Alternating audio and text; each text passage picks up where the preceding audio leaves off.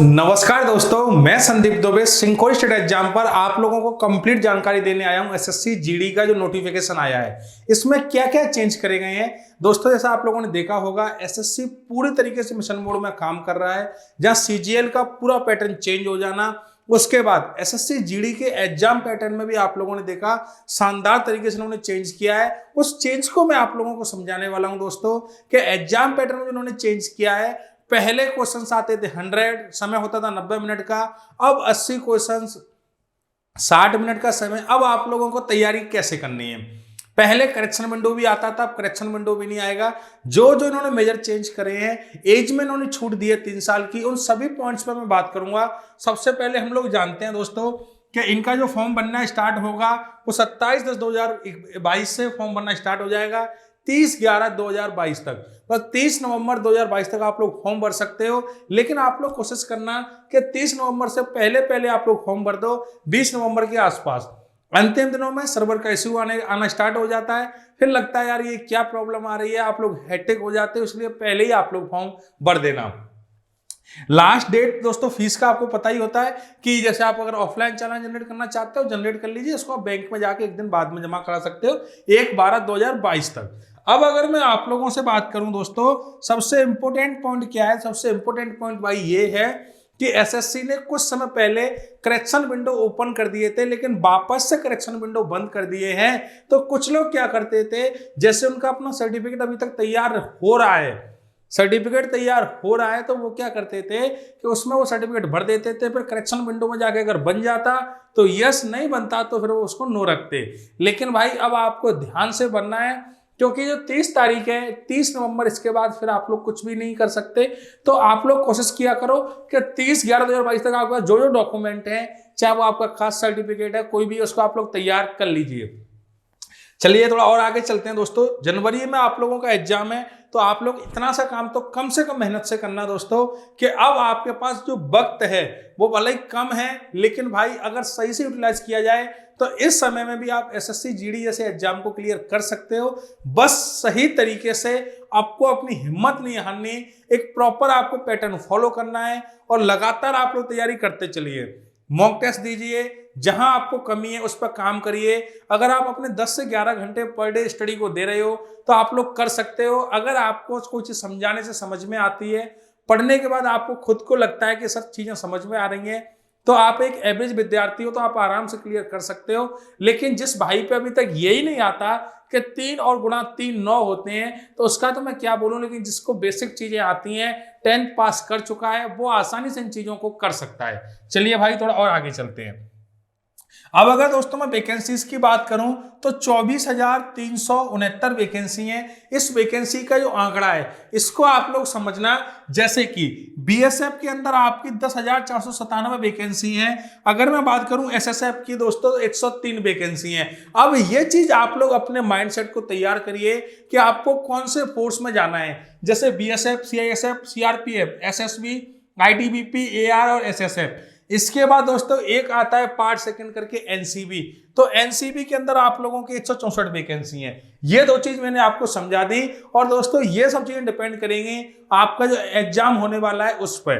तो अगर आपको चाहिए, जैसे आपको एनसीबी में जॉब चाहिए, तो उस लेवल की मेहनत करके चलना है कि सर 24,000 वैकेंसियां तो उन लोगों के लिए हैं जिनको कोई भी डिपार्टमेंट चलेगा। मेरे को तो ओनली ऑन एनसीबी में नौकरी करनी है, इसलिए मेरे पास तो 164 वैकेंसी है।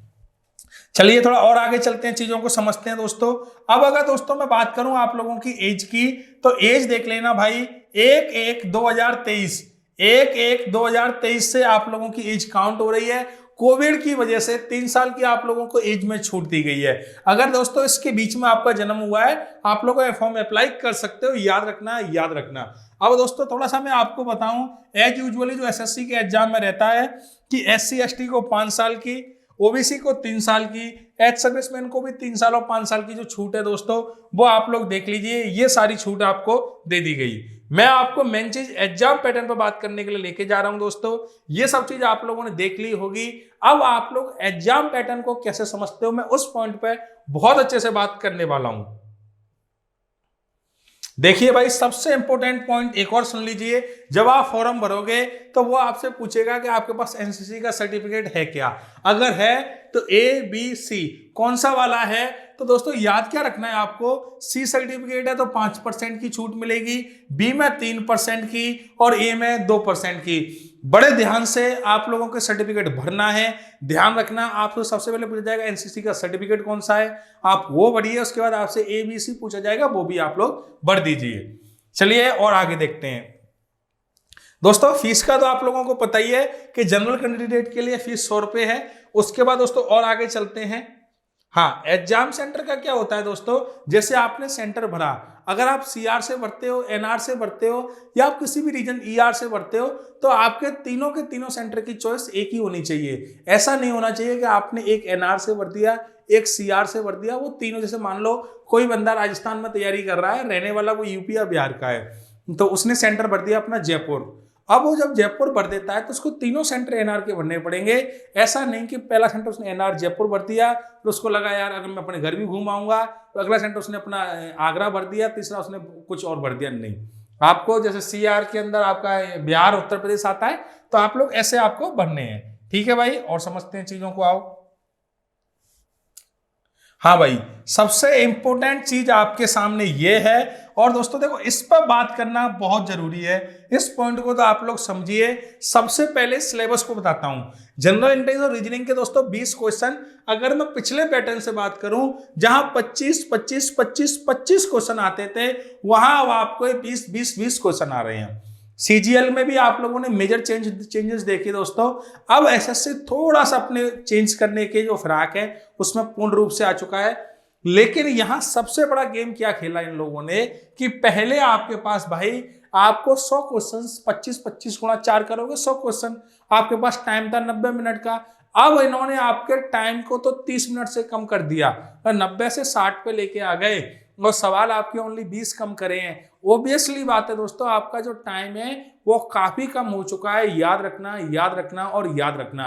ये रीजनिंग और मैथ वाला जो पोर्शन है, इस पर खूब प्रैक्टिस करनी है, परेशान होने की आवश्यकता है नहीं। सारी पीडीएफ्स जो क्वालिटी क्वेश्चंस आप लोगों को एसएससी के डिफरेंट एग्जाम्स में आए हुए हैं, सारे क्वेश्चंस नहीं, क्वालिटी क्वेश्चंस, क्योंकि आप नॉर्मल प्रैक्टिस तो कर चुके हो, कहीं से भी आपने बैच पढ़ाया, जो भी पढ़ाया। अब अपने को प्रीवियस ईयर के वो क्वेश्चंस पढ़ने हैं जो क्वेश्चंस किसी एग्जाम में आए और एसएससी टीसीएस के द्वारा पूछे गए, और वो अगर एग्जाम में वापस हमें देखने को मिले तो डायरेक्ट हिट नहीं होंगे, क्योंकि उस टाइम भी नहीं हुए थे। उस हिसाब से दोस्तों मेरी पीडीएफ तैयार हो रही है, जिसमें आपको रीजनिंग और मैथ कंप्लीट कंपाइल करा के मैं सिंको स्टेट एग्जाम के टेलीग्राम चैनल पर अपलोड कर दूंगा। अब दोस्तों इसको आप लोग देख लेना, इसमें आपको जितना हो सकता है क्विज लगाइए, किसकी, मैथ की और रीजनिंग की, अलग से क्विज लगाते रहो लगाते रहो लगाते रहो, सेक्शनल टेस्ट, क्योंकि भाई समय सच में कम है। और ऐसा भी नहीं है कि यहाँ पे आपका सेक्शनल टाइम है, सेक्शनल टाइम है नहीं। तो अगर आपकी जो स्ट्रेटजी है वो 60 मिनट में आपको सवाल करने हैं 80, तो आप लोग कुछ इस तरीके से कर सकते हो कि सर मैं जीके वाला जो पोर्शन है मेरा, उसको मैं 5 मिनट दूंगा, बाकी दोस्तों मैं आपको कंप्लीट स्ट्रेटजी लेके आ जाऊंगा। आप लोग 80 मिनट में आराम, 60 मिनट में 80 क्वेश्चंस आराम से कर सकते हो, क्योंकि सीजीएल प्री में यार 60 मिनट में 100 क्वेश्चंस भी लोग करते हैं। अपने आप को ऐसे मत सोचो यार वो पता नहीं जेन्युइन, वो कौन से जीनस होते हैं, कुछ नहीं होते भाई, सारे लोग मेहनत करते हैं। आप भी मेहनत करो, अपने आप को प्रैक्टिस में लेके आइए, और धीमे धीमे दोस्तों ये जो समय है ना 2-3 महीने का, इसको अगर आप यूटिलाइज करते हो नवंबर दिसंबर को, तो आपके पास 2.5 महीने का जो समय है भाई, इसका भरपूर यूज लीजिए। कन्फर्म बोल रहा हूं कि आपकी स्पीड आ जाएगी, परेशान मत होना इसका दोस्तों। अब दोस्तों मैं आपको बताऊं, ये दोस्तों आपका सिलेबस है कंप्लीट जो है, मैं इसको नोटिस को टेलीग्राम पे पीडीएफ को डाल दूंगा, आप वहां पे देख लेना कि क्या क्या चीजें इसमें बताई गई हैं। दोस्तों सिलेबस के अंदर मैंने पूरा कंपेयर कर लिया पिछली बार से, कुछ भी चेंज नहीं है, कुछ भी चेंज नहीं है, कुछ भी चेंज नहीं है, सिर्फ पेपर का पैटर्न चेंज हुआ है, नंबर ऑफ क्वेश्चंस कम करे हैं, सिलेबस चेंज नहीं हुआ। इस माहौल में मत आना कि सिलेबस चेंज हो गया है, जो आपने पढ़ा है उसी हिसाब से पढ़ते हुए चलना है। बस आपको करना क्या है, थोड़ी सी प्रैक्टिस मैथ रीजनिंग की बढ़ानी पड़ेगी, इसलिए बढ़ानी पड़ेगी क्योंकि इस समय में उसको सॉल्व करना पड़ेगा। चलिए भाई और आगे चलते हैं। यह बात तो आप लोगों को पता होगी दोस्तों कि एग्जाम के बाद फिर आपका पीईटी टेस्ट होता है, जिसमें आपको मेल के लिए 5 किलोमीटर 24 मिनट में है, फीमेल के लिए 1600 किलोमीटर 8.5 मिनट में है। ये दोस्तों आप लोगों की रेस की कंडीशन है जो आप लोग कर लोगे। इसके बाद में दोस्तों अब अगर मैं बात करूं आपसे, तो अगर आपकी हाइट, मेल में आपको दोस्तों हाइट मांगी है 170 सेंटीमीटर और फीमेल की मांगी है 157 सेंटीमीटर। तो ये मेल और फीमेल की हाइट है दोस्तों, और मेल फीमेल की हाइट में वो जो छूट रहती है हर बार की तरह उतनी ही है। ठीक है, चलिए दोस्तों, इसमें आप लोगों का जो चेस्ट है वो 76 सेंटीमीटर का होना चाहिए। फीमेल के चेस्ट का मेजरमेंट नहीं होता, 5 सेंटीमीटर का आपको एक्सपेंशन चाहिए होगा। ये चीजें होने के बाद में अब थोड़ा और आगे चलते हैं भाई। बाकी आपको पता ही है, सेक्शन आपको 30% यूआर के लिए मिनिमम कट ऑफ, उसका कोई मतलब नहीं, सिर्फ एक फॉर्मेलिटी के लिए, क्योंकि कट ऑफ कभी भी इतनी डाउन नहीं जाएगी। ठीक है भाई, चलिए फटाफट से दोस्तों मैं आपको सारा का सारी चीजें जो मैं बताने लायक है वो सारी बता दी मैंने। अब बस आप लोगों को खुद को एक ही काम करना है, ये फॉर्म वगैरह आप लोग भर ही लोगे दोस्तों। फोटो में ध्यान रखना है यार, फोटो का बड़ा क्लियर मामला है, आपके दोनों कान दिखने चाहिए, कोई भी स्पेक्स नहीं लगा रखा हुआ आप लोगों ने। ऐसा होता है ना कि बार अपन लोग स्पेक्स लगा के फोटो डाल देते हैं, वो अलाउ नहीं है, मास्क वगैरह कुछ भी नहीं, सिंपल सा फोटो ऐसा होना चाहिए। देखिए दिखाता हूं मैं आपको बड़ा करके, बिल्कुल ऐसा फोटो जिसके अंदर आपके दोनों कान दिखाई दे रहे हो, आपका चेहरा एकदम विजिबल हो, कोई भी फिल्टर यूज नहीं किया गया हो। ऐसा मत करना कि आप कोई भी फिल्टर लगा दो, ये फिल्टर वगैरह इंस्टाग्राम, टेलीग्राम जहां पे भी आप लोग लगाते हो वहीं ठीक है, आप लोग यहाँ पे कम से कम मत लगाना। तो दोस्तों ये सब चीजें मैंने आपको समझाने की कोशिश करी है। इन सब पॉइंट्स के बाद में आपको एटलीस्ट जीडी का एक रफली आइडिया हो गया होगा।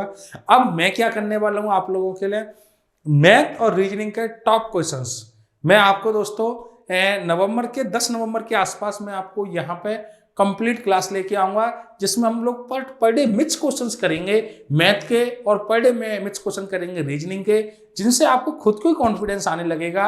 और उन क्वेश्चंस की पीडीएफ 6 नवंबर या 7 नवंबर से टेलीग्राम चैनल पर आना स्टार्ट हो जाएंगी दोस्तों। खूब सारी आप लोग प्रैक्टिस करना। जीडी के सारे पेपर मैं कंपाइल करवा के डाल दूंगा, जिसके अंदर आपको प्रिंटेबल फॉर्म में मिलेंगे। उसको भी मैंने कोशिश करी है कि सबसे पहले सब्जेक्ट वाइज बनाया जाए, जैसे मैथ के अलग क्वेश्चन, रीजनिंग के अलग, इंग्लिश के, हिंदी के और जीके के।